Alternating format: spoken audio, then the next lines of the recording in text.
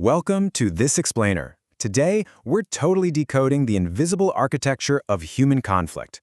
We're going to uncover the real underlying reasons our daily interactions, whether it's a high-stakes boardroom negotiation or just a dinner table debate, so often completely break down.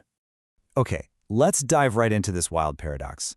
Why is it that perfectly logical, highly intelligent adults suddenly act like scolding parents or petulant children during a really simple disagreement? I mean, we've all seen it happen, right?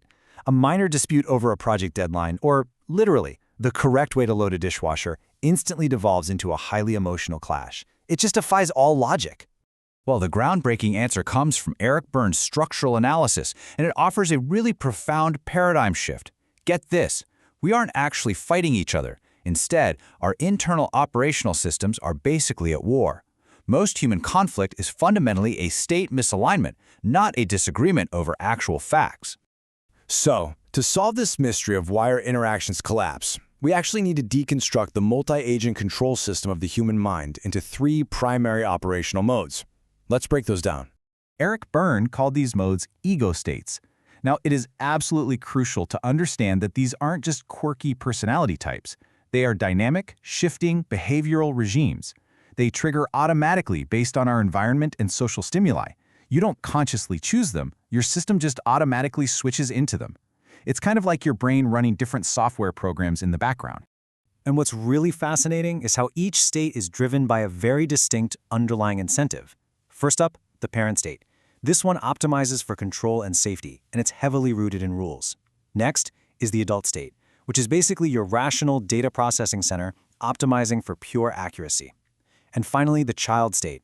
This one optimizes for emotional relief and validation, reacting impulsively to approval or rejection.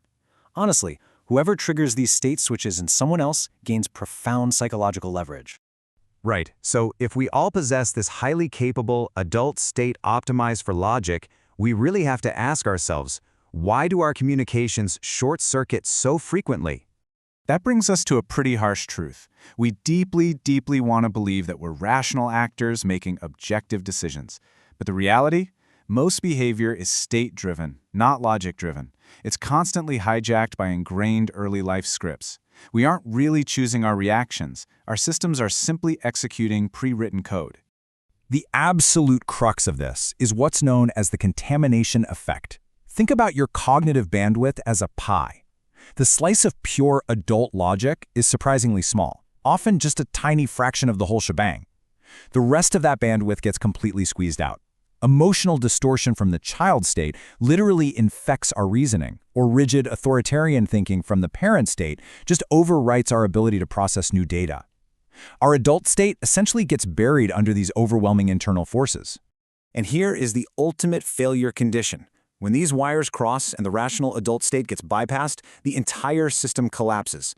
Clear communication inevitably plummets into predictable, transactional, emotional games. So instead of a direct exchange of facts, you end up with a parent scolding a child or a child rebelling against a parent. The interaction is just completely destabilized. Now, let's zoom out a bit, because this structural breakdown dictates success or failure way beyond personal squabbles. It actually spans across highly competitive, completely unrelated fields. Just consider the incredible cross-domain transfer of this model. Whether you're a day trader succumbing to child state panic instead of keeping adult discipline, or a cybersecurity system relying on strict parent protocols to block emotional exploits, or even a military unit balancing rigid command structures with rational operations planning, the dynamic is identical. The internal control system governs external success literally everywhere. Okay, so recognizing this invisible control system is a great first step. But the real strategic leverage? That comes from learning exactly how to manipulate it to de-escalate conflicts.